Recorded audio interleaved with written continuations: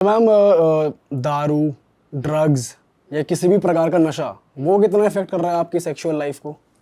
अगर आप थोड़ी सी मात्रा में लेते हैं और आपको डर है तो वो थोड़ा सा उसे लाइट कर देता है, इसमें कोई मनाही नहीं है। फॉर एग्जाम्पल, आपको डर है बहुत, आप बहुत थके पड़े हैं, आपको नहीं मन कर रहा और आपने थोड़ा सा वाइन लिया है या थोड़ा सा लिया है तो इट्स ओके।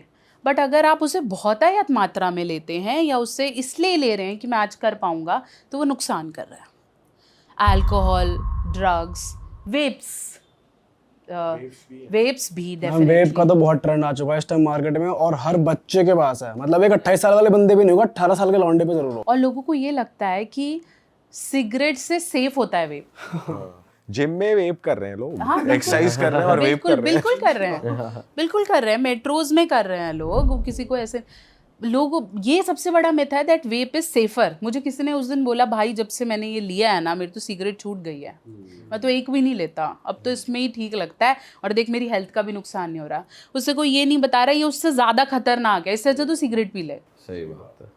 वो उससे ज़्यादा खतरनाक है। योर ब्रीदिंग तो चलो है ही, इम्पैक्ट होती है। Waves make your nerves very narrow, वो बिल्कुल ऐसी हो जाएंगी। तो जब नर्व्स बिल्कुल पतली हो जाएंगी तो ब्लड फ्लो नहीं हुआ, और सेक्स का इरेक्शन का मतलब यही है कि आपका ब्लड फ्लो नीचे अच्छा आएगा। तो सारी नर्व्स आपकी जाम हो गई। मेरे कितने पेशेंट मुझे ये भी बोलते हैं, मैम मैं दारू नहीं छोड़ सकता, मैं सिगरेट नहीं छोड़ सकता, आप दवाई दे दो। तो उस केस में क्या होता है फिर उसे ये बोलते हैं कि भाई हम तो दे रहे हैं लेकिन फिर मेरा बिल आ रहा है, तेरा कुछ नहीं हो रहा। फिर ऐसे केस में मैं ही कमा रही हूँ और दारू बनाने वाला कमा रहा है। सही बात है।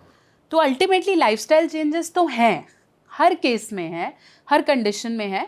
हम आपको ये नहीं बोल रहे पूरा छोड़ दो, मैंने आपको बोला ना थोड़ा सा ले सकते हैं यार, ह्यूमंस हैं, we want to, sometimes it's okay.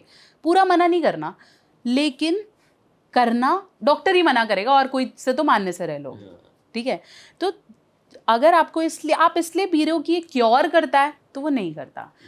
मैं हमेशा बोलती हूँ एडिक्शन के मामले में जब हम बात करते हैं, if you are doing something repetitively out of positive और नेगेटिव हार्मोन, जैसे मास्टरबेशन की बात करते हैं, okay, that is also an addiction, एक लत है जो लग जाती है। अगर आप, कई लोग बोलते हैं कि आप तो बहुत ओपनली बोलते हो कि मास्टरबेशन इज़ हेल्दी, आप बोलते हुए? बहुत बोलती हूँ, और मैं हमेशा बोलती हूँ इट इज़ हेल्दी। आप कभी भी करो, आप 70-75 में भी करो, इट्स ओके, आप कर सकते हो, करो। But how much masturbation is healthy masturbation? वो इम्पॉर्टेंट है, उसके बारे में बात करते हैं। तो मास्टरबेशन एक लत तब बन जाती है जब आप उसे नेगेटिव या पॉजिटिव इमोशन में करते हो।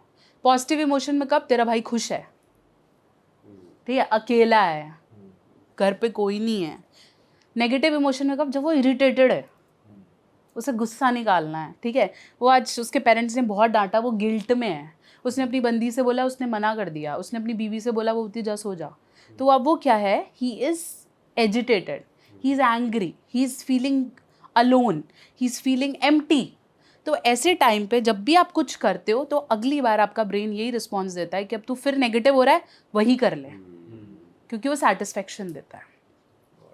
सिमिलरली विद अल्कोहल, ये हुआ, ये कर लो। आप या तो फन में करते हो, या आप अकेलेपन में करते हो, या फिर अवेलेबिलिटी है, दिख रही है, ठीक है, या फिर आप बहुत नेगेटिविटी में करते हो कि बंदी छोड़ गई यार, अब तो कोई और तरीका नहीं है। तो ऐसे करके नहीं पीना चाहिए, इससे आपको एडिक्शन हो सकता है। और यही एडिक्शन धीरे धीरे, प्लेजर कब एडिक्शन में कन्वर्ट हो जाएगा आपको पता नहीं चलेगा, और फिर आप तब भी करोगे जब आपको मज़ा नहीं आ रहा है।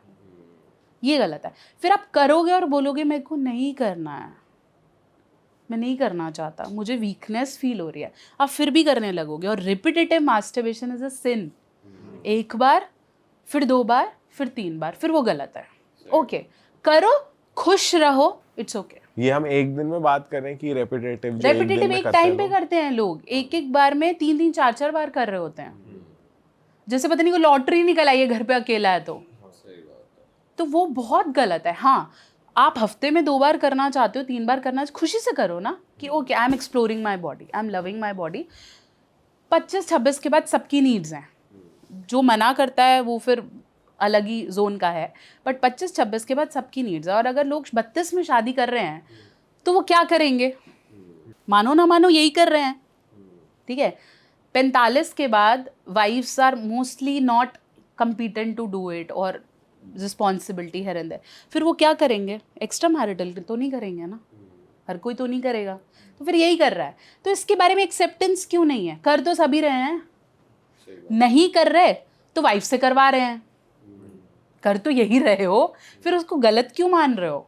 मैम अभी हम थोड़ी देर पहले मेंस साइकोलॉजी की बात कर रहे थे कि वो कितना इम्पैक्ट करता है उनको जब वो परफॉर्मेंस प्रेशर उन पे भारी पड़ जाए या एक फीमेल बोल दे कि भाई तुमसे तो होता नहीं है टाइप्स।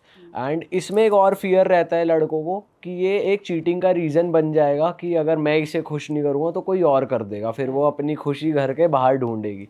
तो मैं आपसे जानना चाहता हूँ, जब कोई क्लाइंट आपके पास आता है जो इस प्रेशर से गुजर रहा है या कोई व्यूअर्स में से कोई इस प्रेशर के थ्रू गुजर रहा है, तो मैं चाहता हूँ आप फीमेल्स और मेल्स दोनों को बताओ कि सिचुएशन को कैसे हैंडल करना है when you are not able to perform and वो दिल पे ले रहे हैं, दिमाग पे ले रहे हैं। यस, सी परफॉर्मेंस प्रेशर मेल और फीमेल हर एज में बहुत कॉमन है। और परफॉर्मेंस प्रेशर सिर्फ बेड पे नहीं होता, परफॉर्मेंस प्रेशर बिजनेस में भी होता है, परफॉर्मेंस प्रेशर मैरिज के टाइम पे भी होता है, किचन में खाना बनाते वक्त भी होता है, तो इट्स क्वाइट कॉमन।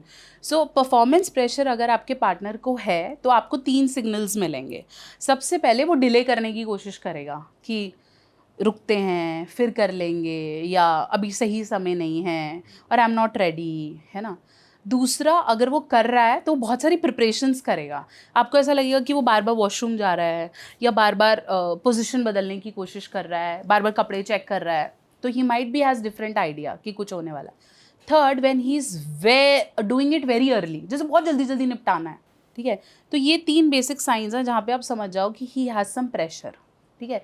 जल्दी जल्दी निपटाने के चक्कर में उसका टाइम 1-1.5 मिनट से ज़्यादा नहीं होगा, ठीक है। और जो इतना सारा तामझाम करके कर रहा है, लड़की इरिटेट हो जाएगी कि अब इतनी देर, वैसे ही टाइम और सिचुएशंस नहीं मिल पाती तो वो ज़्यादा हो जाता है। पोस्ट मैरिज भी परफॉर्मेंस एंजाइटी हो सकती है, ठीक है, कि वैसे शादी को 10 साल हो गए लेकिन अब परफॉर्मेंस एंजाइटी हो रही है। और परफॉर्मेंस एंजाइटी एक और बहुत अच्छा फैक्ट है, परफॉर्मेंस एंजाइटी सिर्फ बेड पे बोले हुए नेगेटिव से नहीं होती। अगर आप डेली मर्रा में एक आदमी को बार बार उससे ब्लेम कर रहे हो ना, तू कमाता ही क्या है, तेरी जिम्मेदारी क्या है, तेरे से शादी करके मेरी ज़िंदगी ख़राब हो गई, या बच्चों को नहीं देख रहा, ही can have performance anxiety due to that too, ठीक है। फिर वो करता है तो वो प्रूफ करने के लिए करता है कि मुझे से ऐसे करना है। और हस्बैंड वाइफ में जब भी प्रूफ वाला सिचुएशन स्टार्ट हो जाए तो sex can never be pleasurable at all. वो फिर इसलिए ही हो रहा है क्योंकि करना पड़ रहा है। और मैम इसमें परफॉर्मेंस में टाइमिंग्स का इशू भी काफी ज्यादा है कि भाई टाइमिंग कम से कम 20 मिनट या 30 मिनट, ऐसा कुछ नहीं भी है? होता। Normal average sex time should be 5 minutes, that's it. and 5 minutes should be penetration, that means the stroke should be 5 minutes। उससे पहले foreplay करो, उसके बाद outplay करो, and it has to be consolidated 30 to 40 minutes। 5 minutes minimum. उसके बाद आप चाहो रेगुलर पोजिशंस बदलो, बीच में फोरप्ले डालो, फिर चेंज करो, वो तो फिर आप बढ़ाते रहो, ठीक है। ये जो आप देखते हो कि 18-18 मिनट और 20-20 minute, this is a problem, this is called delayed ejaculation.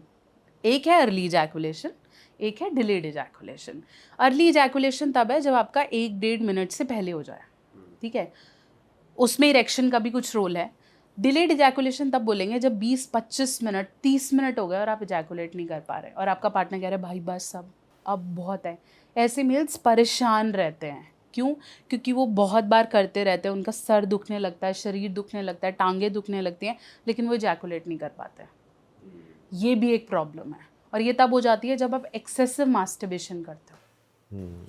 तो मैम जो पिल्स वगैरह ले रहे हैं अपनी परफॉर्मेंस को बढ़ाने के लिए, टाइमिंग बढ़ाने के लिए, तो वो भी फिर ऐसा मेंटल प्रेशर, बॉडी पे प्रेशर बिल्ड कर रहे हैं, बिकॉज सिंस उसमें ड्यूरेशन बढ़ जाती है। बिल्कुल है, क्योंकि वो वही बात है एक्सपेक्टेशन की। वो एक्सपेक्टेशन कौन बना रहा है? सारी एक्सपेक्टेशन हवा हवाई है। कोई भी एक्सपेक्टेशन मेरी वीडियो से नहीं बनाते लोग। एक्सपेक्टेशन कहाँ से बना रहे? दोस्त ने बोला इतनी देर करते हैं, ठीक है, वो बोल रही थी उसका तो हस्बैंड का ये टाइम है या उसके बॉयफ्रेंड का ये टाइम है, या फिर आप ऑब्वियसली वीडियोस देख रहे हो, तो सारी एक्सपेक्टेशन वहाँ से बनी है। और वहाँ पे फिर हम खुद को खरा उतारने की कोशिश करते हैं कि ऐसे है वैसे।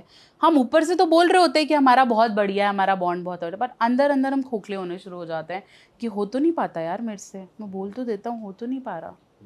और वो प्रॉब्लम्स हैं। मेल्स को अगर हम एनालाइज करें तो बहुत बार male because males are not expressive. The psychology is वो दिन रात जो भी करते हैं हमें ऐसा लगता है he is a very chill guy, है ना, cool bro and all, but he is not. When he sits alone he can not even face the mirror. उससे नहीं होता है. क्यों? क्योंकि उसे अपने अंदर कहानियाँ दिख रही होती हैं. उसे पता चलता है कि यहाँ से भी प्रेशर है, इतना कमाना है, ये करना है. That is why male suffer from more of medical issues than female. उससे क्या साइलेंट प्रॉब्लम शुरू हो जाएंगी, जैसे डायबिटीज़ शुरू हो जाएगा, उसे बैक एक शुरू हो जाएंगे, उसके विजन्स में प्रॉब्लम आनी शुरू हो जाएगी, क्योंकि बीपी बढ़ जाएगा, बीपी कम हो जाएगा, क्योंकि वो बता नहीं पाता. वो मेरा मोर एक्सप्रेसिव, वो सुन के बोलता है ठीक है, ओके ओके, क्योंकि वो स्टोर तो कर रहा है. ऐसे ही जब वो अंदर अंदर खुद को सेल्फ वर्थ इन इशू देता रहता है कि मेरे से हो नहीं पा रहा, मेरे को अब ये भी है, अच्छा ये भी देखना है, ऐसे भी करना है, तो प्रॉब्लम्स हैं.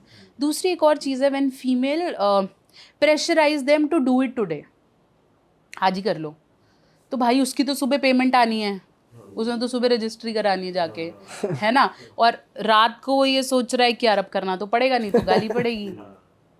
तो वो pressures are also very bad. ठीक है, हर किसी की एक बेसिक नीड है. अब ऐसे तो फीमेल को भी ब्लेम किया जाता है ना कि वो कर रही है और उसे सुबह याद आ रहा है प्राण नाश्ते में क्या बनाना है. दिस इज देयर, बट इसे क्लीन कैसे किया जाए? इसमें गलती किसी की भी नहीं है, वी ऑल आर ह्यूमंस ना. बट इसे क्लीन तब किया जाएगा जब आप इंटीमेसी बिल्ड करोगे, तभी हम फोर प्ले को आगे करते हैं कि वो इंटीमेसी ज़रूरी है. पहले के ज़माने में क्या होता था, अभी मैं कुछ दिन पहले एक पेशेंट से बात कर रही थी, वो मुझे कहता है आप तो इतना फोर प्ले बात करते हो, पहले के ज़माने में कोई होता था क्या? पहले के ज़माने तो टाइम ही नहीं होता था, एक ही कमरे में सब हैं और जैसे ही टाइम मिला कर लो. आजकल ये नए नए कंसेप्ट आ गए हैं. पहले आप लोग साथ रहते थे, ठीक है. पहले इंटीमेसी को कोई इतना वैल्यू नहीं करता. पहले इंटीमेसी अपने फादर के साथ ही नहीं थी, पापा से ही कई लड़कियां बिल्कुल मदर से नहीं बात करती थी. अब जब आप साथ नहीं हो, आप सुबह गए शाम को वापस आए, तो ये फोर प्ले आपको वो बॉन्ड बनाने का टाइम देता है. आप एक दूसरे से बात कर रहे हो, how was your day, how you can do it. ये फोर प्ले में अगर आप सेक्स नहीं भी करते हो ना, you will have good feeling. अरे वाह, आपने ये वीडियो यहाँ तक देख ली भाई, तुमने हमारी मेहनत सफल कर दिया. तुम ही लोग हो असली रियल हिट. और अगर आपको बहुत मज़ा आ रहा है ऐसी क्लिप्स में, ऐसी वीडियोस में, तो फटाफट जाइए प्लेलिस्ट पे बिंज वॉच कीजिए और सारी वीडियोस देख डालो और मौज काटो. That is it. हम मिलेंगे नए पॉडकास्ट में, नए क्लिप में. Till then bye bye, see you, take care, do subscribe.